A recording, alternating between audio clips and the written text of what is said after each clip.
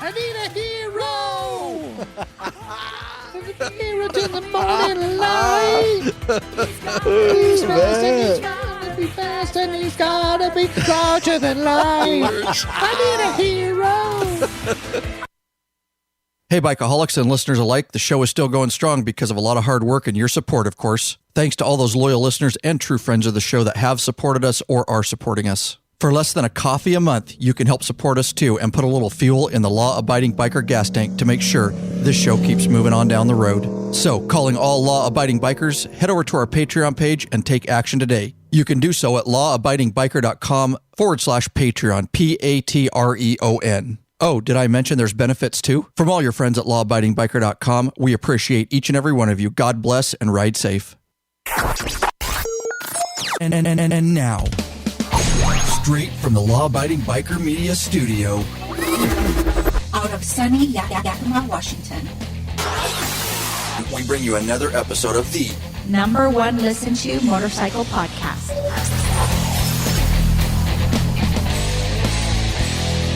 We're in your head. We're in your head. We're in your head. We're in your head.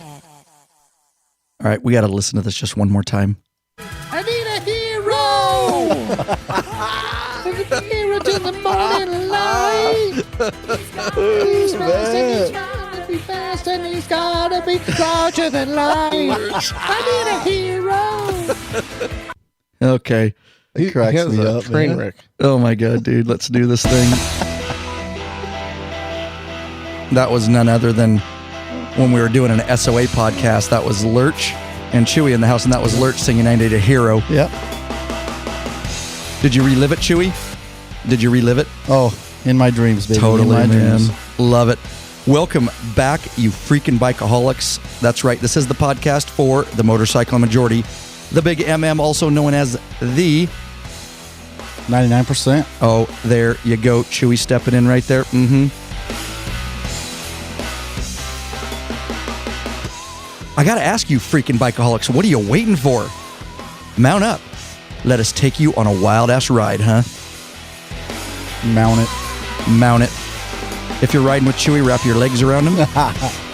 If you're riding with LD, you might not be able to wrap your legs around him. Welcome back, everybody. The hell was that supposed to mean? Hey, I'm in the same boat, bro. I wanted to pick on you and instead of me. It's really good to have you back. It's been a while, LD. What do you have to say, man? When's the last time you were in here? Yeah? Well, I sat on the couch when you first got it, and Oscar broke the couch the next night. Oh, that's right. Yeah, so that was the only time I've been upstairs here. That's right, man. It has been a while.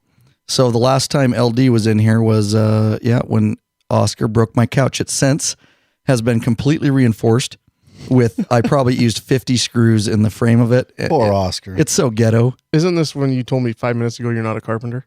Right. Yeah, so well, expect it to break again is what you're saying. Yeah, no doubt, dude. No doubt, man. But super glad you could make it. It is, or run a bit later than we usually record. We try to do it around 6 p.m., 6:30. So we went at 8 Pacific Standard Time. Yeah, my bedtime's at 15 minutes. So let's go. Oh, man, you're never going to make it. Never going to make it. Chewy, what up? What's going on, Ryan? Good to have you in the studio, man. And It's good to be here. all right, guys, and we are live again. If you guys want to get hooked up, everybody that's listening to the podcast after, of course, the recorded podcast, head over to lawabidingbiker.com/live. There's an email list. You can get signed up over there to be notified. And you can check out the live experience. We're live chatting right now. And if you guys are in the chat room, looks like, good. You guys are going back and forth. Looks like you guys are doing some chat. So I'm going to kind of leave you guys in charge of that. That little opener was Lurch. Funny little opener I did a couple times there. And that was a fun SOA podcast. So Yes, it was. had a little break from SOA this week. Didn't we, Chewy? Yes, we did. And we, if Tonight, as a matter of fact. Right. Yeah, That's Tuesday. what I mean. Yeah. Little break this week. Yep. If you guys want to hit that up, it's lawabidingbiker.com/SOA15. That'll get you right to that show, or you can just go to iTunes. But we have a really good episode in there. And when you have this week off, I'd suggest you listen to that.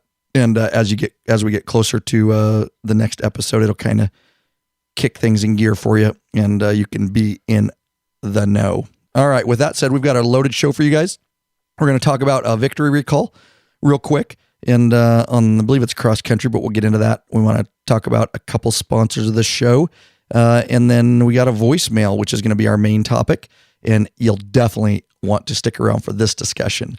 It's going to be pretty heated, and I think it's a topic that we've been asked quite a few times. We've touched on it, but we are definitely, I did some research, and I've got two guys in here. I wanted to make sure I had at least two co-hosts because we're going to tear this little thing apart and hopefully answer it once and for all for everybody, because we do get contact about it. We appreciate the contact because it is a burning issue. And then we've got... we're going to talk about what else we got. We've maybe a couple reviews. We've got an app we might talk about if we get to. So, and then if we really have time, we'll get to an email. But I kind of think that we're going to get taken up by this main topic.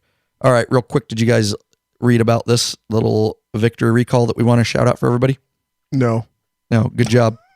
I read a little bit, not too much though. Error found. I'm unable to cover that now. Yeah. Okay. So it is on the.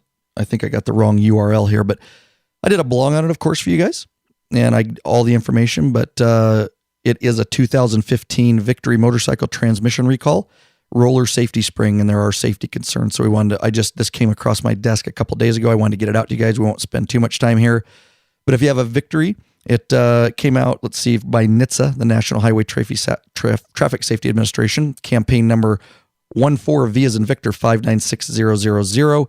Components of the powertrain. It apparently affected 122 bikes, but the reason I'm mentioning is it is because it's a dangerous one. And if you're a listener, I know a lot of our listeners do ride Victories. It does involve the following models, all 2015 models. They're all going to be 2015, and here they are. The Victory Cross Country, the Cross Country 8-ball. Chewy, you can go if you want. Cross Country Tour, the Gunner, the Hammer 8-ball, the Highball. It's hard for me to see. Sorry. The Magnum, yeah, you're right, because I didn't have that one explained. Vegas 8 There we go. and the Vision Tour ABS. There you go. There we go. So Polaris Industries, of course, makes that Victory. Polaris Industries Incorporated is recalling certain model year 2015 Victory class. We just mentioned which ones they are, guys. And the affected motorcycles may have been manufactured with the transmission shift drum detent roller spring incorrectly installed. Consequences are if the roller spring is incorrectly installed, the transmission may not shift as intended, potentially causing the operator to lose control, increasing the risk of a crash. Remedy: hit up Polaris as notified owners and dealers that will inspect and repair that transmission for you, of course, free of charge. And this came out actually on October 9th, 2014. If you want to call Polaris, 1-888-704-5290. You can get all that hooked up. If you guys want to go get all this information, just head over to lawabidingbiker.com/2015 Victory Transmission. Of course, it'll all be in the show notes for today, too. There'll be a link to it. And all our show notes are always at lawabidingbiker.com / and the episode number. So if this is 61, which I can't remember, but or 62, it'll be / 62. All right. With that said, let's move on. And let's just go ahead and listen to this little voicemail. All right. And then we'll get into it. How does that sound there, LD? Sounds excellent. All right, roger that. Here we go. So do you think that the spring insert guy at the factory got fired? Maybe, dude. or he's just like, dude, I wasn't even working that day. I was on sick leave or something. Well, it looks like every single transmission they turned out last year or this year. Is it really? Well, I mean, I don't think they make many more models than the I don't 10 know. you listed. Well, good. Yeah. I don't know. Oh, right. I get what you're saying. Every single transmission they turned out for a 2015 bike, probably. But it said only 122 models affected. Oh, okay. So it makes me think it's between certain dates. Right. Okay. Yeah. So the guy that was working on those days is fired. He's the fill-in guy. Yeah, no doubt, dude. Love it. All right, let's go ahead. This is our main topic, guys, and let's get right into it. Hey guys, just calling. I love the podcast, and I'm enjoying listening to it. Just thought I'd pitch this into the discussion. We're having an issue that I'm sure is not unique to New England. It's raised itself a couple of times, and most recently on the 9/11 anniversary, we had we're a veterans group. We had most of our membership go out for dinner after attending a 9/11 memorial, and we got to the restaurant and we were asked to leave because we were wearing our cuts.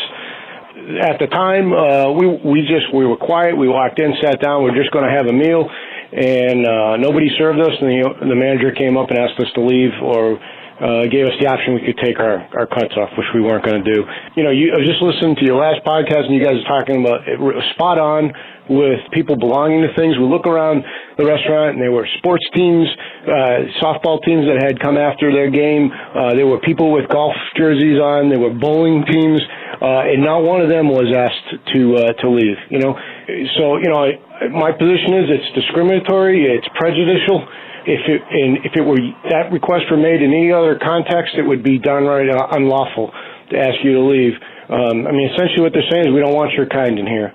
If we're trying to deal with that issue, I think it's got a weak argument. I know what the arguments are for it that people are going to make, but I think it's, I don't think they have any basis for it, for being prejudiced against one segment. So anyway, I'm just going to pitch that out for discussion. I'm hot on it. I could talk for hours on it, but that's not going to happen now because I'm on voicemail. So take care and keep doing what you're doing. Thanks. All right. Let's go ahead real quick before we dive into that. We want to thank some of the, go ahead. Did you get a name on that guy by chance? Nope, he didn't leave his name. I was just curious if it'd be great if we could get him to join in the chat room. I know, it would. Yeah. He didn't. And if you guys do leave voicemails, we really appreciate it. But yeah, just leave a name and location. That's kind of cool. All right, here's a couple sponsors of the show. Go ahead, Chewy. Yeah, we want to throw out some thanks to a couple guys that have donated to our show, the sponsors here. First one is Greg Gaxiola of Hanford, California. Yo, Greg, thank you so much. He's a patron as well. We met him this summer. He's a great guy. He's such a supporter. Yeah, and also Mark Arnold of Edmonton, Alberta. Yeah, he's a patron as well. There you go. And if you want to become a patron and help us out, you can sponsor us at www.lawabidingbiker.com/Patreon. Or if you don't want to be a Patreon, you just want to make a regular donation, go ahead and go over to www.lawabidingbiker.com/donate. There you go. Thanks, guys. Really appreciate you guys supporting the show to make sure it puts a little fuel in the law-abiding biker gas tank so we can keep this thing heading on down the road. So, thanks, guys. Yep, we really appreciate it. That's why we are able to do this. It's why we're able to go live and a lot of the other stuff and costs associated with doing this. It gives us some extra motivation to do all the research that I did for today and all that kind of stuff. So with that said, thanks guys. And we do consider you guys sponsors of the show as not only donations, Chewy. Mm-hmm. So not only do they become patrons, which means they basically pledge a certain amount per piece of content we put out. Oh, nice. And so you can put a cap on it. So there's no risk. So you can say, I want to give, $2 per piece of content. We do like 4 shows a month. It's like $8 a month. That's cool. Or $1, whatever. You can start as low as 1, and you can also put a cap on it. So you could say, I'll do $2 an episode, but I don't want to go over 10. So if we did put out 50 episodes, you still would only be on the hook for $10. So it's just a really good way. It's really awesome that people are out there doing that, listeners. It is. We really appreciate that. Taking action. And not only too are those patrons, then on top of it, they go and just give regular donations.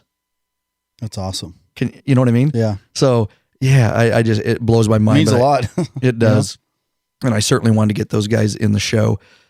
All right, guys, do you want to start with this? Let's just get into this main topic. We listened to the voicemail there. His basic question is, to sum it up, which we've talked just a little bit about it in the past, but I don't know that we've dove a whole episode into it.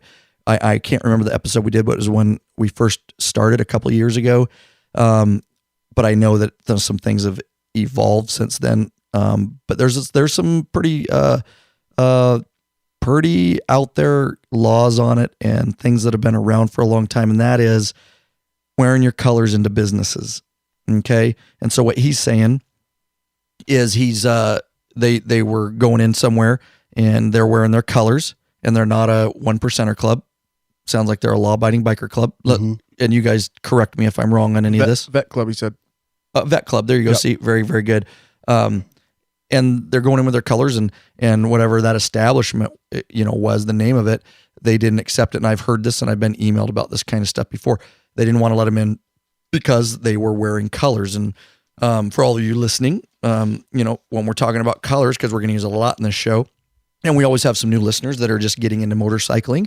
And so we like to start from the beginning, but basically colors are the patches on your back, and you've got the different kind of colors and the 3-piece patch and the 1-piece patch and the 2-piece patch, depending on how separate your patches are on the back. But nonetheless, there's different forms of colors, and the establishment doesn't necessarily want those colors in there. and many don't distinguish. I'll say right up front, they don't really distinguish between. We're in this world, so we understand. We can quickly see a patch and go, yeah, that's a dirtbag patch. That's a 1%er club, or that's a law-abiding biker club. So these restaurants just see it, and they see TV, they see Sons of Anarchy or something, and they instantly don't want them. So honestly, on that, I don't know about you guys. I don't really. If they don't want my business, then I'm okay with that. Really, if I was a business owner and I didn't want somebody in my business, I think it would be my right to say, you know what, I'd rather not serve you here. And if it's based off of, they're concerned, even if we are, law-abiding bikers and we have an LE patch, it still could cause, based on the fact we have an LE patch, it could cause problems in a place if you've got an outlaw guy there that just is not wearing a cut or something. And so you're just willing to and I'm just being the moderator here. You're just willing to bow that you're a law-abiding guy, dude. You're a law enforcement club, and you just want to wear your vest into Denny's, bro. I take it as this. If you don't You're just going to let the law trump on you like that? Well, no. Well, here's what I'm saying. If you don't want my business, then you know what? I'm good with that. I don't want to give you my money. But what if every restaurant says no colors and now you can't eat anymore? Then you take your colors off, leave them, and go in and eat. You're a wow, badge, dude. You're what a badge. No doubt, what a badge. Listen. The reason I'm saying this, and it's documented. There's a lot of problems. There's been a lot of problems with. But not with law-abiding biker clubs. Who are the 99%? How many problems are there? Not saying we are not the problem.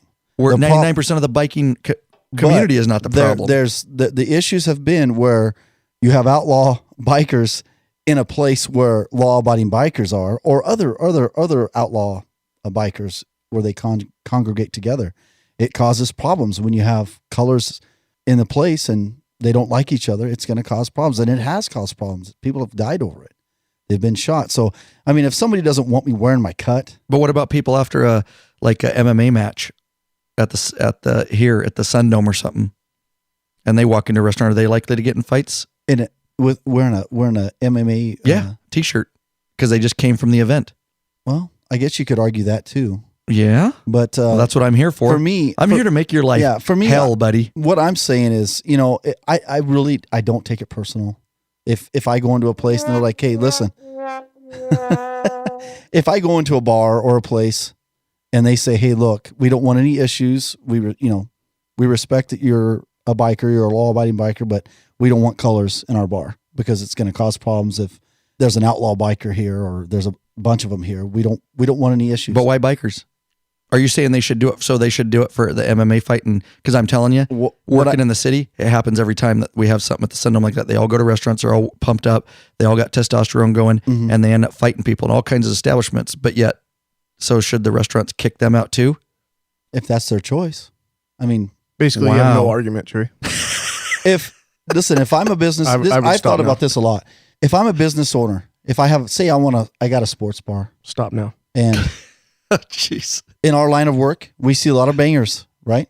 A lot of bangers cause problems. Bangers. Yes, they carry guns and crap. If they're coming into my bar, if I own that bar, I want to be able to say, no, you're not coming in here. You want to go change and pull your pants up over your butt and put on a belt and not wear your colors, fine. You can come in here. What if he's black? If he's black? Yeah. I don't care either way. Huh. You could be purple, orange. I don't give two craps. If you're wearing, if that's the way you look, and if just me personally, if I own an establishment and you come in there looking like that, you're going to cause problems. So either you pull your pants up over your butt and you put a belt on. What if he's got lots of money for your business though, and he brings in like a party of 50 and he's just like, you know what, we're going to tip you like 90%. You can bring in a party of 50. And then at the end of the night, when a gunfight happens or somebody ends up getting murdered outside your business and your business is in the paper because of the crap that you allow to come in it, you'd rather say, nope, I'm not going to have you here. And based off the fact that I have a good, well-established business, people know the type of people that are here, you're going to get more people to come in. So now me wearing my sworn few cut is going to have a shooting outside the business? I didn't say that. Says Ellie. Here's what I'm saying. Did his say vets on it, this guy? I don't have his colors. He didn't send us a picture. He said we're a vet group. Right, but I don't know what that means as far as... Well, I don't either. It would be interesting to see what their colors were. Yeah. To see, did it say on the back? I'm just thinking out loud. Like Combat Vets United or... Right. Like international or they're their own group. Or, were they clearly vets, kind of deal? Now, if somebody was just kicking me out like say because we're police, that would kind of bother me. But I'd be like, you know what? You don't want my business, then fine, I'll go somewhere else. If you don't want cops here, if you don't want me to come in here and pay and Hey, stand up for yourself a little bit, for Christ's sake. well, no, I am. You know what? I make money, and you're here holding a business. You don't want my money, then fine, I'm not going to come here. Well, you know what? We are as far as the vet thing. What if they saw that it was vets? Should they discriminate against vets? Absolutely not. What if they do? I'm not saying that. Don't but they have the right to kick vets out just because they're military people? I would not. Me personally would Whatever. never ever do something like that. You would if you had your own business. I'm You an already said. American. Yeah, I you believe already in said. America. They cause fights, vets. Hold on. Yeah. Oh yeah. You already said. Let me explain. You guys are You've been attacking trying me to here. explain for 5 minutes. You guys are attacking me here. It's Hey. so fun. No, what I'm saying is, if I think that a vest that he's wearing is going to cause a problem, I might ask him. I might say, "Hey, could you take the cut off?" It's if we have other guys that are outlaw bikers in here that may cause a problem. That's all I'm saying. Chewy, you're a mangina. Go ahead and give your cut to Leah. Oh man. Hey, we got Ghosto Mike Brown in here saying people remember what they see in the movies on TV. Bad bikers. Yep. Well said. He's in the chat room right now, and it's all year round here in Austin. Maybe one nice day a year, and it only lasted. Oh, what was he talking about there? I was talking about weather. Gotcha. So, but he chimes in on this conversation here, and yeah, absolutely right, buddy. And that's one of the things is they just see the vest and they watch a few episodes of the Sons of Anarchy or a little bit of news coverage where they show those 1%ers, and we all get a bad rap. Yeah. Over it. Yep. And so because of That's that, exactly true. all right, and because of that, Chewy, and I like your argument. I'm not against you, And that's not my decision. and you here. know these people know that the majority that the people that the bikers, law-abiding bikers, the cops, the veterans that come into these places, they're not going to be causing problems. The majority of them are not going to cause problems with people. The problem that's going to happen is when you get somebody that's either a banger or a 1%er that's in there. That's what's going to cause the problem. He's going to see the law enforcement patch or the veteran patch, and that's if he's a 1%er, doesn't like cops, doesn't like veterans, whatever. If he may like veterans, maybe they don't like cops. It could cause a problem. Let me pose this to both of you because LD needs to weigh in on this. I have my opinions. I'm going to say them at the end or as we go along here. But right now, I just want a good conversation because there are both sides of this issue. So if it feels like I'm ganging up on you, well, I am. And because that's fun. But no, it's because I want to bring out all the points and argue for some of the people out there that are arguing this side. Here's my question. So let's say there's a business, a particular establishment, Chewy, and that particular establishment it's a law enforcement motorcycle run, okay? And it's a toy ride for, toy run for whatever, for law-abiding biker clubs. And there's particular establishments in this town and a bunch after the toy run, a whole bunch of motorcycle clubs, law-abiding biker motorcycle clubs, all go out to restaurants in this particular town. Charming may be the name. No, I'm teasing. Not Charming. And they all go to these restaurants and they're all allowed in. Now comes along a couple 1%er clubs. And all of a sudden there's just a few handful, which is normal, of straggling 1%er clubs. And a couple of these stragglers decide they just want to go in and eat. And now the manager of the restaurant goes up and he's familiar somewhat with bike clubs. And he's like, ooh, yeah, I'm not too sure about that 1% patch thing. And then he turns them away at the door, but allows you and the law-abiding biker clubs to stay in the restaurant and eat. What I don't have say a problem with that. I don't have a problem with it. And He's why? the business owner. Really? Yep. I don't have a problem with it. You don't think that's discrimination in any way? I don't. No, I don't think so. What do you think? What do you think a court would say in a civil action on that? And your business now. Here's these are business owners that have emailed me on this. Law might say differently. I don't know. This is my opinion. He's a cop. He doesn't know law. If there's just no laws. No. If I have a business, I believe that I have the right to refuse business to anyone. Okay. I'm going to stop you right there. Yeah, chime in. I believe. That's right. I used to believe that. Hey, you want to ask me where New England is? I know you won't know. Maybe it's in Boston or something like that. Maybe New York. You looked it up. That's in California. That's what I figured you'd say. Jeez. Okay, so I believe for a long time that one day, that one day I'll be a simple man. I believe for a long time what Chewy just said, that a business owner has the right to refuse business. Although with this gay marriage being legal in Washington, there's been people that are wedding planners or cake bakers or whatever, and they've refused to make cakes for gay and lesbian couples. Oh, good point, Well, dude. I read ministers, this. ministers have had issues, and they've too. been sued and won because they refused to make cake for gay and lesbian couples.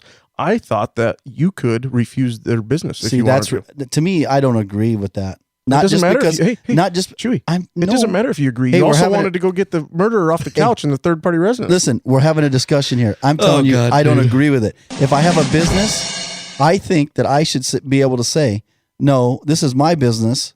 I'm the one that's going to be making the money. The people are coming here. I should be able to say, no, I don't want you, You to should be able to, but Yeah. can you, Chewy? Yeah, I agree with you, but I don't think you can. I think you used to be able to 20 years ago, but I don't So think you can anymore. if you got a guy, a 1%er biker, you own a sports bar, and you got, say, 10 of these 1%ers, say the Gypsy Jokers, coming into your bar, you don't have the right to say, no, you guys aren't coming in. You tell me. Because there are a lot of business owners listening, and this is more than one email. I've got so many emails on this. I've just been stacking them up, and finally a guy left a voicemail, so I'm like, we're going to cover this. Oh, hang on. We've got a good comment here. Go ahead, read it. Say who it's from and read it. This is from Ghosto Mike Brown, and he says, unless you're a protected class, I think you can be discriminated against. I like it. Bikers are not a protected class. Well, and he, you know what? That's a great comment, buddy. And I like the way you're steering, because I'm going to steer this show because I've done a lot of research on this, and we're kind of just open conversation right now, but he's got somewhat of a point. We even have But a guy there's from caveats to this. We even have a guy from another country agreeing on that. Germany? Right. Is it Germany? Yeah. All right. And he's throwing Basically, they didn't say it, but the undertone was Chewy's an idiot. Yeah. No, he's got a good point, but it gets way deeper than that. It's not that simple. And, you know, like I said, we're going to look over some articles. We're going to get some more deeper conversation on this, but I certainly wanted to at least get started with that open conversation. So, protected class, are gay and lesbians a protected class, LD? Would you consider them a protected class? They probably are now, but in the initial one listed, you can't be discriminated against race, creed, Right? That's what I'm thinking off the top of my head. sex. But I don't know if that's religion. on there, but I bet you it's on there now. Sexual I bet you it is. origin or sexual orientation. That's what that would Right. cover it. Yeah. That would cover it. So, yeah, if we're talking. So you're saying religion is protected? Oh, yeah. In this country, it is. Mhm. I think Yep. it's going to the wayside. Well, that's a whole, yeah. I don't think they are anymore. What they're saying is if you apply for a job and you say, I got you. hey, I'm Catholic. Well, we don't employ Catholics here. They can't discriminate against you based on your religion. But that's totally different than coming into a business. I mean, yes, an employer, Right. I could see that. But if you're walking into a Denny's or you're walking into a bar, I think that the owner has the right to say, no, based on the fact you're wearing a Gypsy Joker patch or whoever, Bandito's patch, you're going to that could cause problems here at my bar that I don't want. You're not coming in. You want to come in? Take that patch, take that off. And then I'll allow you to come in. But you're saying if right after that, they say, okay, we'll take our cuts off and we'll leave them in the safety box here, which they wouldn't. But let's say they did. Mm-hmm. And then all of a sudden, a bunch of LE clubs and different law-abiding biker clubs, the 99%ers, come up rolling behind them. And they're like, oh, come on through, boys, come on through. That's going to be an issue. Well, what kind of issue? Because you got 1%ers in a bar that don't have, and now the law enforcement guys aren't going to know. And now But you're going to allow these. Aside from that, you've just made two. Okay, but now hang on. Yeah, go ahead. Ryan, how long have you worked in law enforcement? 20, Okay. 19. How many times have you gone to wherever and you got Joe Schmo, dirtbag, 14-year-old kid in there, and you say, hey, you need to leave? Well, why? It's a public mall. Well, the manager of the mall doesn't want you here. Well, Right. it's a public mall. I don't care. It's not public when the manager says, get the hell out. Leave. So you're basically talking about the same thing. For whatever reason, they don't like that kid. They're telling them to leave. I agree a business owner can basically tell you to leave. That's always been my thought. The only reason that I've even remotely changed that thought is because that cake baker in the Tri-Cities got sued last year or the year before. Right. That's just, And when I read that, But I'm again, like, what a bunch of bull. I know. Because I agree. As soon still as you think- found out it was gay, you're screwed. Yeah. Because it's a protected, you know what I mean? but to Right. me, my whole thing is if you don't, It's a if- minority. I think the question on the table is not can they, should they? Right. I think that's the question. No, but we want to get down to whether they legally can, because we don't want people getting in a bind, And and we now- don't want bikers getting in a bind. You know, at the end of the day, advice would be we're going to do the rest of the podcast and I'm going to get into some really interesting stuff. But at the end of the day, if you're not allowed, don't push it. Just walk away. If you want to do a civil suit later, get an attorney and do it the proper legal way. Don't push it and be an idiot. I haven't looked into the law on it, but I'm saying I know that. Glad I sent Chewy notes. Right. Notes probably an hour before I the know, show. just teasing you, dude. No, I just think I know back in the day, but things have changed. So well, we're going to get in a little deeper here, and let's read an article because I think you guys are going to have a little bit different attitude as I bring up a few of the finer points. Real quick, guys, we would like you to get involved with our T-shirt deal right now. It's a limited time offer. LD, what do you think of your T-shirt, buddy? I mean, your sweatshirt. Hand me my T-shirt, will you, Chewy? So while have you worn it yet? No, I got mine on right now. He does. He looks sharp, doesn't he? Look at it. Yeah. Look at his nipples popping through. Yeah, that's his nipple look at rings. that. But anyways, guys, we got the limited T-shirt deal. It does expire December 15th, 2014 at midnight. Yes. There is a caution on this too. There is a caution. I would caution you guys, if you do get the T-shirt, you might get laid. I'm not going to lie to you. You will be the cool guy on your block. All your friends will want to just be like you. All right, guys, on this T-shirt deal, again, it does expire December 15th, 2014 at midnight. It's a pre-order deal, and it's a really awesome Law-Abiding Biker T-shirt. And if you want to head over to lawabidingbiker.com/shirt. Head over there right now. Take action. Get yourself a T-shirt before it expires, and you will get an awesome T-shirt. But the biggest thing is, we think it's an awesome T-shirt, and everybody that's got it's been sending us pics thinks it's cool. But the biggest part is the proceeds from those shirts help us continue to bring this content and the live content and all that to you guys. So we'd really appreciate your support. Again, lawabidingbiker.com/shirt, and you can get hooked up with your shirt. It's a pre-order, and it will ship the first week of January. Lurch is heading that up. Dude, all right. LT couldn't figure out why all these cars were following us to your house. And then we got out, and I'm telling you. And there was a bunch of women getting out of their cars like crazy. Panty dropper Yeah, shirt. yeah. Totally. I had to run inside, freaking lock the door. It was out of control. Totally. Yeah, you will. You just watch your back. Watch your back, especially if you're juice. I'm just saying. Yeah. All right. Let's go to an article here. I found some really good information. We're going to start breaking this down a little bit more. Maybe not so much should you or shouldn't you, but what does the law say and what can people do and what should bikers expect out there when confronted with this issue? Again, our advice is never to push the issue right there. That's just going to cause controversy. You may be wrong and get yourself arrested. At the best, at the end of the day, you could do a civil lawsuit and you could spend a lot of your money trying to sue somebody. But you're never going to win that on the spot. That would be something. That's record it, have witnesses. Thing. Yeah, right. Have witnesses. And after this podcast, I think you'll realize whether you think you have even close to a possible lawsuit. And then again, you may not win. So you could dump a lot of money and energy into this. So here's a little article that we're going to break a few of the civil rights acts down that are going to bring things to light. And again, this can vary country to country. This is specific, to the United States. So I obviously can't research how every country works on this. But as you know, we bikers do tend to wear leather jackets and clothing, which might be objectionable to some people in our society. Furthermore, some bikers are members of motorcycle clubs, and that's what we're talking about here, guys. Members of motorcycle clubs sometimes mostly wear their club patch on the back. We've talked about that. That's their colors, their patches on their back when they're out riding and visiting establishments and so forth. It has been reported to me, this particular article, that some are being discriminated against because of wearing those patches and not being let into certain establishments. All right, this type of discrimination, we're going to talk about California because there are federal laws on it. Remember, states can have additional laws and protections in place, and California is one of those. Big surprise. And let me talk about the California one. Yeah, I could see that. Because it does fall in line. But you know what? At the end of the day, it doesn't matter, really. They call it the UNRUH, UNRUH, Civil Rights Act. And it falls on the heels of the Federal Civil Rights Act, which we will also get into.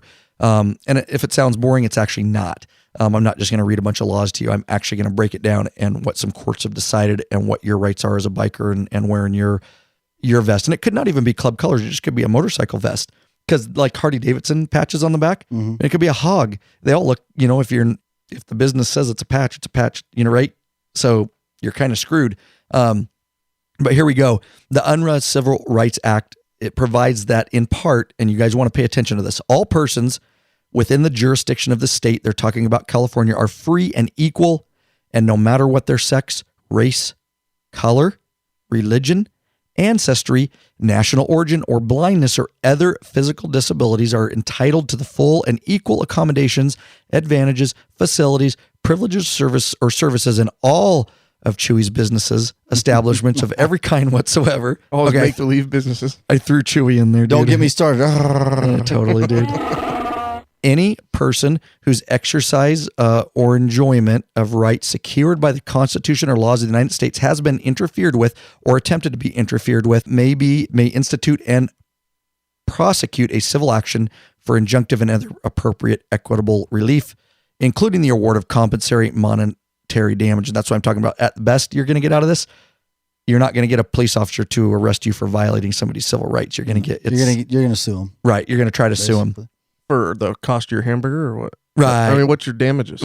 Well, How do you equate them? I don't know. How do they equate any freaking? Mental. They're gonna say English, middle mental English.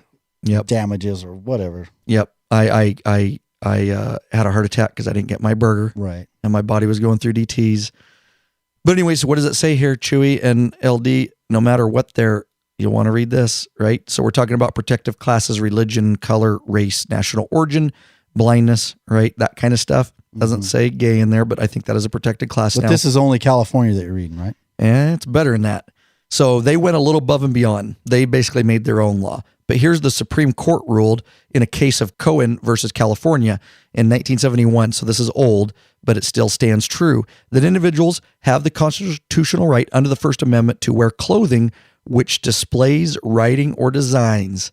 In addition, the right of an individual to freedom of association has long been recognized and protected in the United States Supreme Court. Thus, a person's right to wear the clothing of his choice, as well as his right to belong to any club, motorcycle club, we'll just say, or organization of his choice is constitutionally protected. Persons or establishments who discriminate on the basis of clothing or club membership are subject to a lawsuit by the person who was wrongly discriminated against by such persons. So they're saying freedom of speech, basically. Well, you listen with me. This is all part of the UNRRA Civil Rights Act, and the case I just read was Cohen versus California in 1971.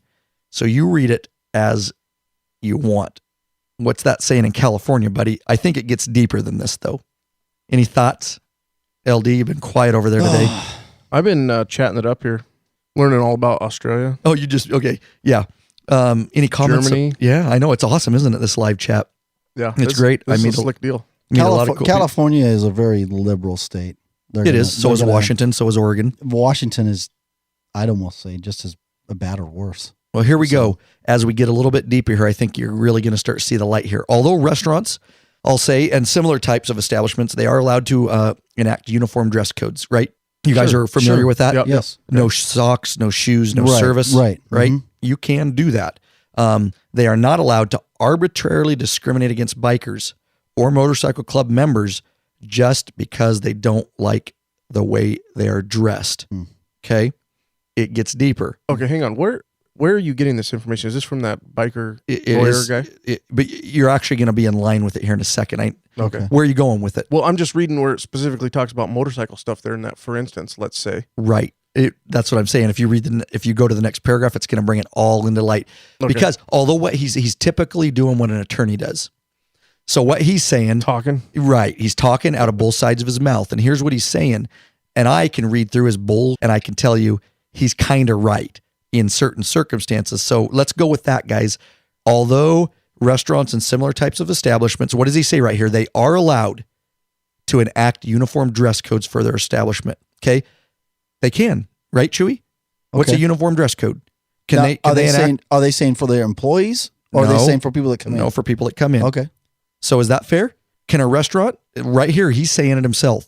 He's saying that that establishments are allowed to establish a dress code for their restaurant. So you could basically say what he's saying right here is That's he's contradicting himself. thank totally. you. Thank you. Because he's an attorney. So- Thank you that you saw through that. Do you realize it? Well, yeah, because he's saying there they can enact uniform dress codes, but then in his next little voice, he's saying they are not allowed to discriminate against bikers because he wants biker clients. Exactly. And we're here to break this down for you guys so you don't hire guys like this. Okay. So yeah, when he says that, he says they can do it, but they are not allowed to arbitrarily discriminate against bikers or motorcycle club members. Okay. Nowhere in any of the laws that I read or any of the research I did does it say motorcycle clubs. Okay. It says groups, right? He's bringing it in because he wants biker clients. He's bringing it, hey, they can't do that to motorcycle clubs. Here we go, guys. This is really awesome. Okay, so for instance, let's say a restaurant has a rule that requires all persons to wear shirts and shoes. I already mentioned this, right? No shirts, no shoes, no service. Mm-hmm. They can do that. They can refuse to provide service to anyone. Okay, so let's say a motorcycle club member, let's just say they walk into a restaurant wearing a club patch, right? I've already brought this up. And motorcycle boots, all right? If the restaurant refuses to provide service to that particular biker, just because he is wearing his club patch and for no other reason, this would be a violation of the law.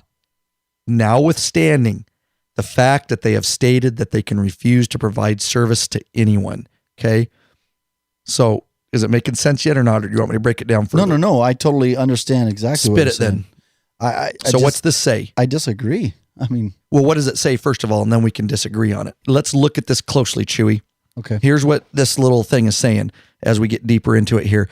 They can refuse to provide service to anyone. Okay, let's say, and then they talk about motorcycle club, right? He's wearing the patch. If the restaurant refuses to provide service to this person just because he's wearing his club patch and for no other reason, you got that? Yeah. For no other reason, this would be a violation of the law. So the business kind of has to have another reason, but what could that other reason be, Chewy? What's associated with that patch? What you were talking about violence already. And problems, yeah. Roll with that. Because, like I said earlier, when you have 1% bikers that come into a place, say that... let's just use law-abiding biker clubs. Let's say the establishment doesn't know, they haven't been educated on the difference between a biker is a biker is a biker. So say you got a law enforcement group that comes in and they're wearing an LE patch, okay? You have somebody else inside that establishment that maybe he's a criminal. Mm-hmm. Maybe he's even a 1% biker. Doesn't like cops, doesn't like the fact that we're wearing a 3-piece patch, and he's going to do something about it. Right. So what you're saying is, without getting into the detail, is basically from reading this, you're saying that, and what I'm kind of saying is, well, if the business says, if they just do it because they don't like how people are dressed, it's a violation. Exactly. But if they tell and say it's because, dude, there could be issues associated with bikers, but let's just say law-abiding bikers, associated with bikers can come fights. And so we don't allow, or even, serious assaults with guns, knives. But let's say they don't know. Else. You're a private business owner. All you've seen is Sons of Anarchy. Okay. We got to think about it. We're very educated in this, right? Oh, yeah. Not only because of our jobs, but because of the podcast. I want this to be for, you're a mom and pop's business, and you don't want to let bikers in. But I think we have a comment. Yeah, go ahead. Who's it from? Greg Jones. He says establishments can make the claim that they appear to be displaying gang colors and that even the appearance is detrimental to their business. There you go. Boom. Well said, buddy. I agree. Well said. Gregory Jones, who's in our live chat room, he's absolutely right. And so that's really all a business needs to do. It's kind of subjective, right, LD? Yeah, oh yeah. More than objective. The objective can be the patch, but what is the subjective intent of the business? And as long as they say, hey, it's because what I know of bikers is that it can cause fights, and we just don't want to have anything to do with it. I saw Gangland, and on Gangland, there was some bikers fighting, and I just don't want any of that. I mean, that could be the exposure that they had. That could be the limit of their expertise. And by this right here, even the liberal California Act says that they can do that. Now, if they're stupid enough to just go, no, I don't like his patch because it's ugly, right? That wouldn't be ours.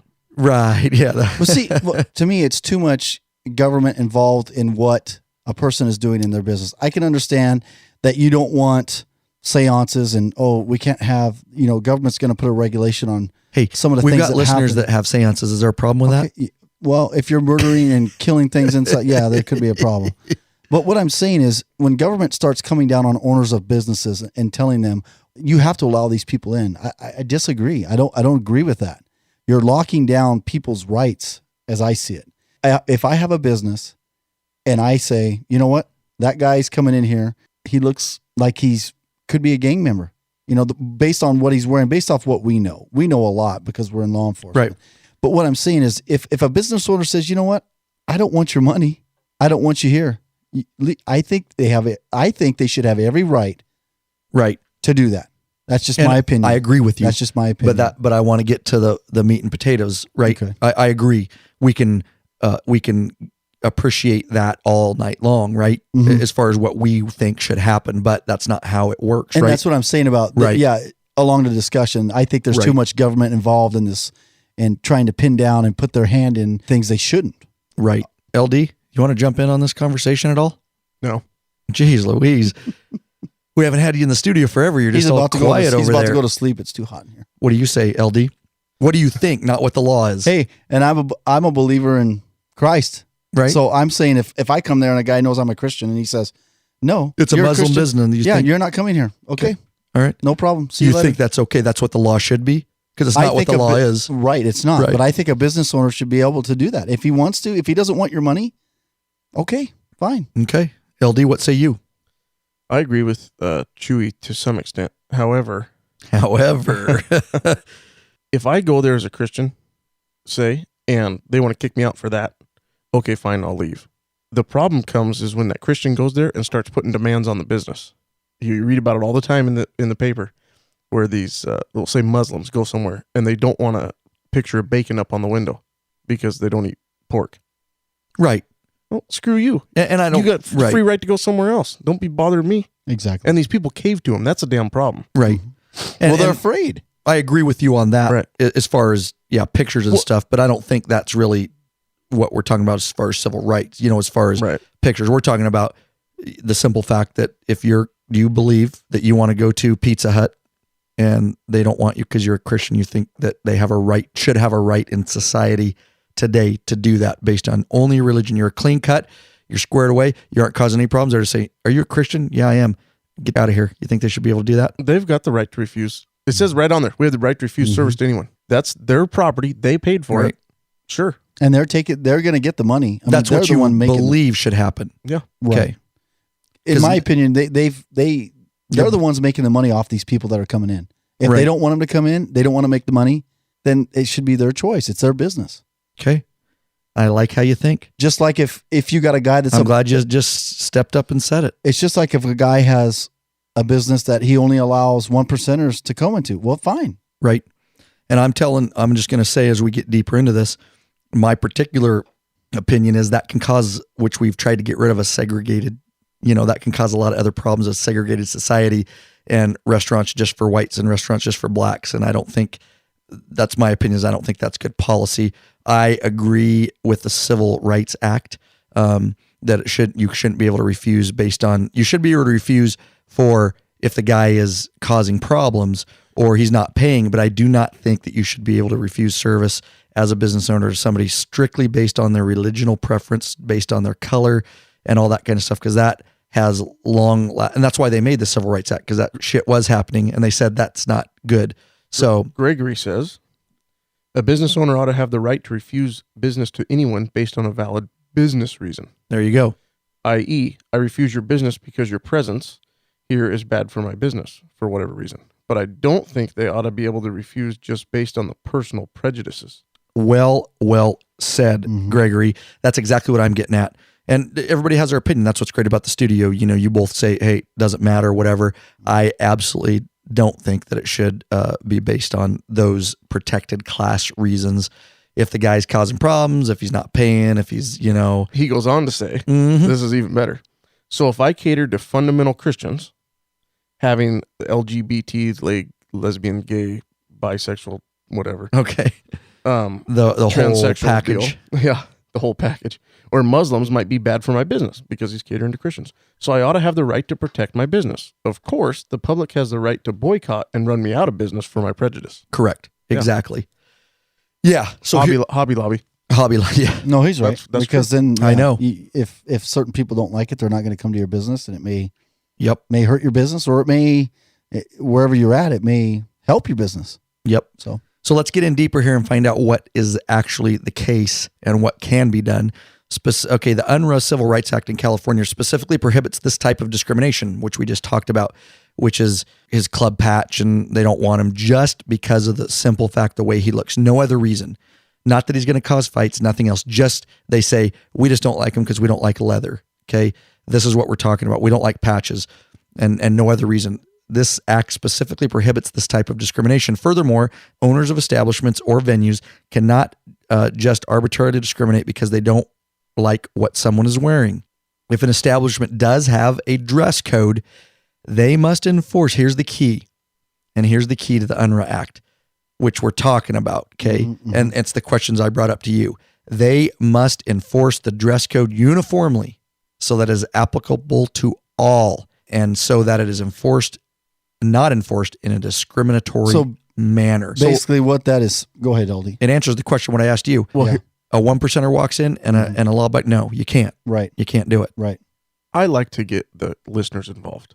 Well, it's- absolutely. it's good. So Mike Brown says, he's from Austin, Texas. He says there's a lady here in Austin. Shout out Austin. Austin, what up? Who owns a shopping center. She does not allow her tenants to serve meat because she's a vegetarian. So that's a unilateral, everybody change. Well, then you're not going to get anybody there that wants to have a steak or something. Right. Obviously, You may get because you know that if you go there, you're not getting meat. You're going to get vegetarians. Very good. Very good. So my wife will go there. I won't. Exactly. You're right. And I agree with all that. Absolutely. And that's a good comment. Thanks for being involved. Yeah. And that's what they're saying here in California. We're going to get more scope here as far as the rest of the United States, which isn't far off from California. They just got a little bit stricter of it to protect that. But if you go and you put up a sign, even if you don't put up a sign and you unilaterally enforce no motorcycle clubs vests, and you do it to everybody, you can't say jack shit, and you'll never win a lawsuit. They can do it. Right. Even in California, as long as they go, we don't allow anybody with no shirts or no shoes. Well, if you The go problem, yeah, go ahead. if there's an event and they say no club colors, Right. boom, done, everybody. It's everybody. That's an easy way to do it. Absolutely. And we do that here, Right. with the fair and stuff, but it's unilateral. It is what it is. And that's exactly the breakdown is what they're saying here is you can't just pick and choose who you want. It's clear. If the guy's causing a problem, he's not paying his bill, he's drunk, he's causing problems for your customers, you think there's going to be a fight, an array of 1,000 different things I can think of, then yes, he can be removed and law enforcement will remove him based on you not wanting to be here. He's disorderly. You can. Right. But different, right? Mm-hmm. We're trying Very to different, yeah. to distinguish the difference Very between different. just picking LD because he's wearing a white Hanes t-shirt and he's done nothing else. That's what we're trying to distinguish between. And that's basically what they're saying is make sure you have it unilateral if you're a business owner and make sure that you enforce it with everybody. So it's the vet club, it's the law enforcement club, it's the 1%er club, it's everybody. There is just no colors. And that's how our fair is here. Even if you're a law-abiding biker club, there's no colors. We wouldn't even Right. try it. Here's something my wife mentioned too just now. She's got to get on the chat deal. We're going to Sturgis this coming year. Their bars don't allow any colors at all. Very good. So there you go. Exactly. They don't. And it's unilaterally enforced and they'll never have a problem with it per the laws. All right, let's get in deeper here. It is a violation of your civil rights for a business to refuse. This is from who's this from? This is a really good article on LegalZoom. And I'll actually post a link in the show notes for you guys. Of course, we take all the notes for you. lawabidingbiker.com/ and the episode number. It is a violation of your civil rights for a business to refuse to serve you because of the way you look, the way you smell, or the way you act. Is it a violation is what they're asking. The answer is it depends. The Federal Civil Rights Act guarantees all people the right to full and equal enjoyment of goods, services, facilities, privileges, advantages, and accommodations. We've already read this, right? Okay. Of any place of public accommodation without discrimination, segregation on the grounds of race, color, religion, national origin, and all those other things. The right of the public accommodation is also guaranteed to disabled citizens under the American Disabilities Act. Okay, you can't. Stop the press. Stop the press. Yeah. We have a comment. We have a comment. all right. We have a comment. This Mhm. comment is also from Mike Brown, and he says, Minnesota, and this guy done some research. I Here. like He's it. not messing around. He's involved. I I'm like glad, it. I'm glad he's on here. Minnesota statute 604.12, and he quotes, a place of public accommodation may not restrict access, admission, or usage to a person solely because the person operates a motorcycle or is wearing clothing that displays the name of an organization or association. Wow. Exactly. I think that was the first biker-specific law in the country. that's awesome. Wow. Boom. And here, but let's read that. And that's awesome. Thank you for being involved. But let's read that, LD. What he's saying and their law is what we've already, it's exactly falls in line with California's law. He says, and then it falls in line with the federal. No, which I don't agree with you. Okay, go ahead. It says a place of public accommodation may not restrict access, admission, or usage to a person solely. What was that word you just said? Solely? Solely Okay, because the person, remember that. Okay, the person operates a motorcycle or is wearing clothing that displays the name of an organization or association. So, say no club colors violates that law. No club colors? What do you mean? No, what do you? Or is wearing clothing that displays the name of an Yeah. organization or He's right. association. Mhm. If they say no club colors, that violates that statute. It does. Right. Correct. And that's not what we've been saying. It We've been is. saying if we say there's no club colors at that event, then there's no club colors at that event as long as it's a unilateral change. Here it's saying that is not accurate. Right. Let me bring some light to that. I totally see how you're reading that, and that's the correct way. However, when we're talking about that, yeah, it says that, and that's what I'm saying. The business owner and even the fair that does that, they don't say it's simply because of that. There's all kinds of other reasons, because with those colors bring problems, Yes. and with those colors brings fights. And see, that's the key, is it's subjective. You can't make an objective law like that. And where was this from? Minnesota. I like it, but clearly that's an objective law. When the federal law says you absolutely can. We just read it. Right. And even California says, no, you can if it's unilaterally enforced. And like here in Washington, if there's just that one pubic hair more, which is, we don't allow any motorcycle clubbers because we saw gangland and they can start The fights. problem with this Minnesota law is it gives the people the authority to try and say, hey, no, you can't kick me out for this. Right. And there's going to be fights Yep. between management and Yes. the people. They're going to their go fi- in drunk and they're going to go, I'm motorcycle club. You can't. Well, no, you're drunk and you're causing problems with my customers. So now we can. And they're going to think, but I know a law that says I'm a motorcycle guy and you can't do Right. that. And Greg's bringing that solely like you did, and the colors may cause problems. So in Minnesota, I think that they're probably going to have more suits filed based off your being discriminated based off this law I agree. 604.12. Where in Washington, you wouldn't even bother with the suit because you don't have a statute that specific. Right. I agree. Well said, LD. Well said. So I totally Like get normal. Right. I totally get what it says, and it's awesome. But again, I think it's right in line with, you can write motorcycle clubs in any law you want, but you fall back on these old laws, and it falls right in there. So yeah, you couldn't do it if they were a church club. You couldn't do it if they were a golf club. However, if they're drunk, if they're causing problems, if they're not paying their bill, then it trumps everything. If you think it's going to start fights because you've had experiences or you watched Gangland. Okay, or so whatever. say tomorrow, Florida passed that same exact law. That bar where the off-duty cop shot the guy. Do you think they're ever going to allow club colors No. in there? No, They already, because I think, said they weren't. yeah, because it caused additional problems other than the patch. Right. Yeah. And that's the key.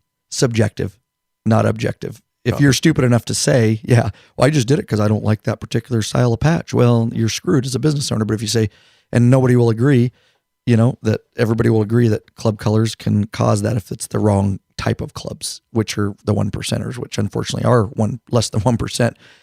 Good stuff. All right. The Federal Civil Rights Act guarantees all people the right to full equal enjoyment. We've been through that. In addition to the protections against discrimination, many states have passed their own civil rights acts that provide broader protections. There we go. Minnesota, right? Right. So a little bit broader. And California, for example, California's UNRRA Civil Rights Act, which we've already been through.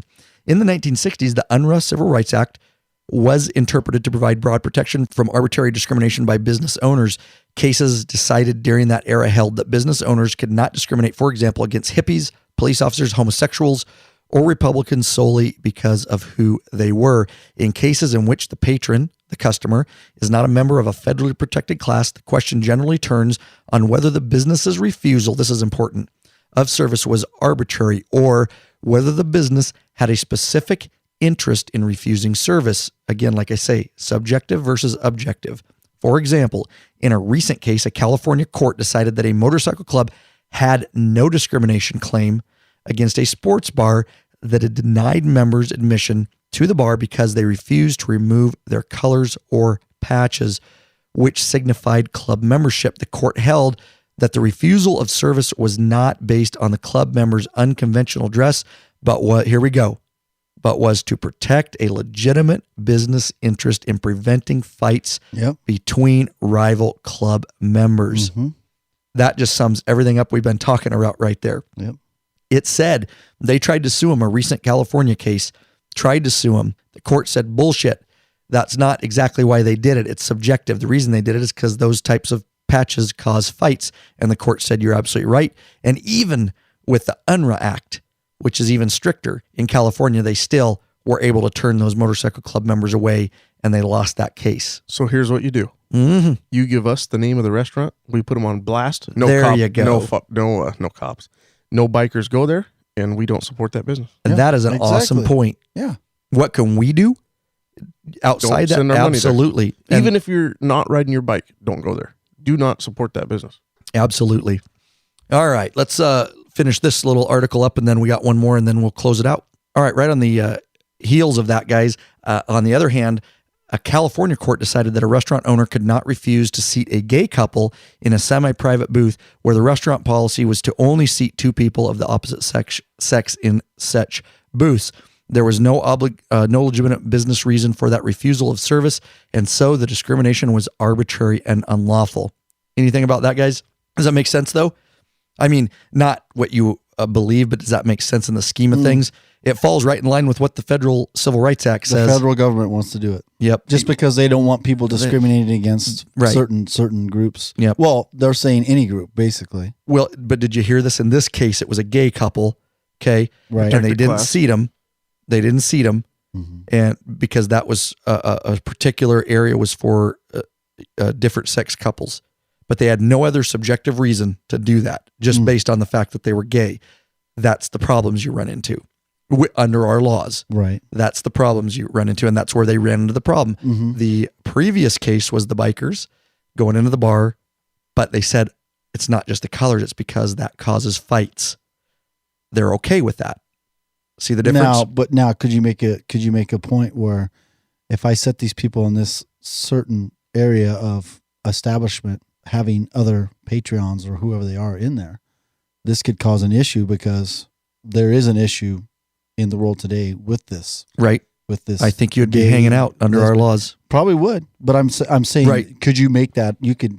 A business could try. This is all going to end up in civil court. Yeah. At the end of the day, but it's a good, fine line, kind of how you want to roll. Right. I think as long as you don't jump that line and just stick with, that's a fine line. You're pushing it if you're a business owner, and you could lose your business. But if you stick with these tried and true, tested, right? That is, it causes fights. And we know that. You can look up law enforcement records. You can look up the History Channel, make sure you're doing it for the right reasons. You know what I mean? Yeah. And I'm not saying I don't agree with you that any business should be able to refute you, whatever. But at the end of the day, small businesses are already hard to, I know this right here. Right. Very, very small business. It's hard to stay afloat and to even pay the bills. And you gotta be careful. It is interesting to note that while it is unlawful to refuse service to certain classes of people, it is not unlawful to provide discounts on the basis of characteristics such as age. Business establishments can lawfully provide discounts to groups such as senior citizen children, local restaurants, members of the clergy, and we know as LEOs, there are businesses that give LEO discounts to all LEO. But they can't just do it for just one LEO, right? Because that gets into policy violations. But they can do it for all veterans. They can do it for all firefighters, for all military, police, and there are businesses that do that. And so that's not discrimination, and you can do that. They say so. Like many issues involving constitutional law, the law against discrimination in public accommodations is a constant state of change. Some argue that anti-discrimination laws in matters of public accommodations create conflict between the ideal of equality and individual rights. Does the guarantee right to public access mean the business owner's private right to exclude is violated? And this is exactly what we're talking about, right, Chewy? Yeah. It's a fine line between people's rights and the rights of the business owner. Right. For the most part, courts have decided that the constitutional interests in providing equal access to the public accommodations outweighs the individual liberties involved. Anything on that there, LD? Question from the audience. Go ahead. What happens? Who is it? You got to say their name. So we give them props. Mike Brown. What happens if you've ordered then the manager asks you to leave but wants you to pay and take your order to go. No. Would you pay? I said, hell no. No way. No. Heck no. way. Nope. I've said that. No way. No, this isn't up. No. I agree. Good question. All right. So here's an interesting one. This is a specific case with bikers that I pulled up. And there's more than this one. But this was an interesting one. Tampa, the Florida State Fair Authority will pay $72,000. Ooh, $72,000 is a joke, but we'll talk about that in a minute. To 3 bikers who were turned away from the 2010 State Fair for not removing their club logos. All right, the 2 rode with the Spirit Riders Motorcycle Ministry. So it's a Christian type motorcycle club, right? 1 rode with the Military Vets Motorcycle Club. They all wore patches identifying their affiliation. They were denied entry by the fair off-duty sheriff's deputies in 2010 when a posted policy banned club colors, okay, in an effort to discourage gang activity. Exactly what we're talking about, because our fair does it. Our fair bans all colors. That includes street gang colors. It includes motorcycle club colors, everything. Yes. And it's well known and accepted around here. None of the 3 men has ever been arrested, state records show. The artwork on their clothing depicted American flags, crucifixes, and tiny white doves. They have crowns over their patches representing Jesus, King of Kings. So one of them said, "I'm a veteran," said Mark Denisio, 58, of Polk City, who served in the Air Force. To be turned away like I didn't have any rights was disturbing. After the incident, the men filed a federal lawsuit against the fair authority. Operations manager Bill Bullock, executive director Charles Pisano, Hillsborough Sheriff's Magistrate, Al Greco, and Sheriff Deputy David Gee, whose off-duty deputies provided security at the fair under Bullock's supervision. All right, here's what's interesting. On Monday, U.S. magistrate dismissed the complaint because a mediator reported that the parties had reached a settlement. All right, Greco, assigned to the Sheriff's Homeland Security Division, was a captain working off duty when scores of bikers arrived as part of a 2010 ride organized, which also draws members from outlaws. So this event not only draws law-abiding biker clubs, which happens around here, right, LD? Yeah, sometimes draws people from both outlaw clubs and law-abiding biker clubs. That's good information. Yeah, we're going to take that freaking phone away from you. This chat thing is I'm cool. on But, I'm on the chat. He's on the chat. I got a question that just came out there. all right, that's good. Is it reference the material? Yeah, but I think we covered it. All right. So some bikers took off their colors to buy a ticket and put them back on the and tried to enter. You're all playing a game. Greco is heard on the video telling a group, "We're not playing it. You leave, or all of you are going to jail for trespassing," which is probably true. That year, the fair had posted signs. Here you go. Not our right, unilateral. Posted signs at entrances banning club colors, formalizing a practice in effect for years. Authorities hoped this would discourage the gang-related activity that plagued the fair since the 1980s. We've had this exact problem here. Right. And so this is a great article. That's why not me, but administrators eventually implemented that particular policy at the fair. After the lawsuit, the no club color signs were placed by a posted policy stating that fair may turn away or eject people who are disruptive or who display behavior associated with criminal gang membership. That cleared the way for bikers to attend subsequent fairs. So they kind of did it, and they figured they weren't being offensive, so they could be allowed. Well, then they just made a blanket policy that said no colors at all. It didn't, however, eliminate disruptions. Just this year, despite the presence of nearly 200 deputies, swelling groups of teens and young adults stampeded the Midway and forced the early shutdown of the fair. Wow. On Hillsborough's Student Day, they ejected 99 people, a whole bunch of stuff. So let's get down to the bottom of this. All right. When they learned that they would have to remove their colors, they showed up anyways, but with an attorney and a video camera. So they particularly... They're instigating it. Totally. Yeah. Went there to try to make their lawsuit. The question of whether to exclude them shot up the fair's chain of command, court records indicate. Greco consulted with Bullock, and who checked with bosses in the sheriff's office, obviously included the executive director. They decided that defense attorney, this defense attorney guy of Clearwater, said that while the fair authority and its insurance company decided to settle the lawsuits, he still believes the no club colors policy was constitutional. The settlement shouldn't be interpreted as an admission of liability in any way, shape, or form, he said. The bikers see the settlement as a victory. Let's talk about that in a second. And they plan to use some of the money on a party to celebrate the other members of the West Coast Confederation. Oh, this is big for us to win. Newberry said this is a liberty and rights. All right. So let's close this thing down with that.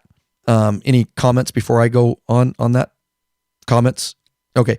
In the scheme of things, 72,000, first of all, for everybody listening out there, pretty much everybody knows they settled. Right. That doesn't mean jack shit. Okay. Basically what they did, $72,000 when you're talking about a civil rights lawsuit is pocket change. Yeah, it's Okay. Yeah. These guys got probably jack crap. mm-hmm. Well, They got a few $1,000s. Yeah, it was cheaper for the insurance or the Oh yeah. insurance looks at cost versus benefit. If we Yes. fight this, it's going to cost us $200,000 in attorney fees, or we pay 72, get them out of our hair. Yep. Yep. Exactly. And with no admission of guilt. Yep. Here's We'll your pay check. you to go away. Exactly. But because it's going to cost us more to fight it, even though we're going to win. And this happens every day in the legal system, guys. We see it from our jobs. It just is a way. So this doesn't mean anything. It doesn't set any precedents. It doesn't mean they win. It doesn't mean they were right. It means that they got paid off, and mostly their attorney took most of that money. These guys probably got a few $1,000s to throw a little party at the end of the day because these things are expensive to litigate. So really, that case only says that it happened and that they didn't win. And why, you got to ask yourself, Chewy, why did they settle for $72,000? Why? Maybe they didn't want to pay their Because they attorney. know they're going to lose. Yeah. Or That's they why didn't- you settle. You settle because you think we may win or we may not, but it's not 100%. We're not that gung-ho about it. If they're willing to settle for $72,000 and we can get a buck out of it to pay our attorney fees, then we'll settle. So, hey, I'm not talking bad about the bikers that sued them. Great. That's what you want to do. Mhm. But make no mistake about it. This is not a win of any sorts and doesn't set precedents on what we've already talked about, which is those very specific rules on when you can and can't eject people. All right. What do you guys say? Why would you want to be a big pain in the ass and take your attorney with you in the first place? I know. Because you're an asshole. right. That's why. That's ridiculous. It is. We deal with that type of, I just want to go off. We deal with that type of crap on our Mhm. job all the time. It's ridiculous. Everybody's out for $1. They want to sue. And sometimes they're necessary. Sometimes they I are agree. necessary, but But this that is kind not. of BS is garbage. If they if would have so- did their research, they would have realized they're screwed under civil law and under California law and under a whole bunch of other laws that they're never going to win that. If something happens to you and you retro sue, I have no problem with that. When you go there instigating it, looking for the suit, I have a problem with that. Look how much time and effort is put into this BS with judges, lawyers, all that crap because of this garbage. Or we're going to show up with our cameras and cause a problem. It's just BS. Oh, I see. Experimental Ghost was in the chat room. Yes. Yeah. That's very cool. Because I know who he is. Had been for a Yeah. while. Awesome. Sorry, I can't watch the chat. I'm so. I actually got to run the show here and then Right. go, hey, LD, what do you think about that? Yeah. And LD looks at me like I wasn't listening to a word you said. Yeah, we have 9. We have 9 people in right now. Yeah, a That's couple of awesome. them are leaving, but I think they're Listen. overseas, the ones that are leaving. Oh, yeah. Yeah. They said they'll still listen, but they had to get away from their computer. Had to Sure. work. All right. Well, we're going to we'll have a little content after, but we're pretty much, going to wind this thing down. So at the end of the day, do you want to sum this up at all? Here's the question. Here's the question to both of you. Now that we have all this information and all this insight into what can be done, what is our suggestion based on the law and based on what can be done if our listening audience shows up at an event or an establishment and that establishment says, we do not wish to serve you, please, unless you remove your colors? Figure out what the law is in your No, we've already done that. The law is what we've just discussed. Everybody falls under the civil law. The only few exceptions are we saw from Minnesota and we saw from California. Okay. But it doesn't matter. Even though they're a little more restrictive still, at the end of the day, we all fall under the same Civil Rights Act and the same cases that have been decided. What is the best course of action based on that? My opinion is if you walk into a place and the owner asks you, hey, and they're polite, hey, What if they aren't polite? Does it matter? I mean, it pisses you off. Maybe you don't go there. But if they say, hey, look. What if the biker, though, my question is, you right now, tomorrow, we go on a motorcycle ride. Okay. And you walk up to the door and you go to walk in with your colors and a bartender comes up to you or one of the hostesses or whatever says, sir, you and your group are not allowed in here unless you take off your colors. What's your course of action, Chewy? It's going to piss me off. Mm-hmm. But you know what? If the rest of us agree to take our colors off and we go in, then we go in. Are you If- going to do a if- Chewy call at all? Oh, I might kick a few The Chewy rocks call up is on the mandatory. door and Are you going to do that before you walk out, or are you going to get in their face and do it? flips and all kinds of stuff. There may be some spitting involved in that too, but no, I mean if the group agrees, hey, we'll take our cuts off and we'll go in, then that's what we do. But you'll be pissed. I would be pissed off at first, but I get over it. If I'm with you, we aren't taking our Yeah, cuts off. right. We're That's what I was somewhere going to else. say too. Okay, well then we'll go somewhere else. Right. And I'd probably give him a couple choice words on my I'm way with out. it. There you go. What would with those it. words be? No, go ahead. He'd say, I don't know he'd what say- all we can say on He'd say, here. Chewy, go Anything ahead. you want. It's explicit. It doesn't matter. I've already swore a few times in this episode. All right. So that's at the end of the day. So go ahead, LD. What do you say that if that happens you tomorrow, what were you doing? What follow-up actions, if any, will you do? I wouldn't follow up other than screw you, basically. I'll take my money elsewhere. Well, you talked earlier about some follow-up options. Well, if you feel like you're discriminated against, you want to sue. Right. But you talked about one specific. Oh, yeah. We have an avenue through Lab Media Mhm. to put out that, Smith's Bakery or whatever, just trying to make up some random name, is not is not biker friendly. Do not go there, you guys. Mhm. Try and, we aren't going to be able to put them out of business. I don't think we're that big, Right. but we can hopefully make a dent in their We can profit. get some people's ears at least. Yep. And there Yeah. are forums out there on that topic. There are a lot of forums, not forums, but Facebook pages that I've looked at. I've just never started one here because I'm so busy with everything else. But there are Facebook pages I saw one time. of no biker, Yeah. non-biker friendly establishments. And that is how we can hit these businesses hard if they're going to dick around like that. For sure. And then I'd go somewhere else. I wouldn't take my cut off. Screw you. I agree. I would never take my cutoff for them. And I find it disturbing that you even considered the fact. No. jeez. Hey, what did I say?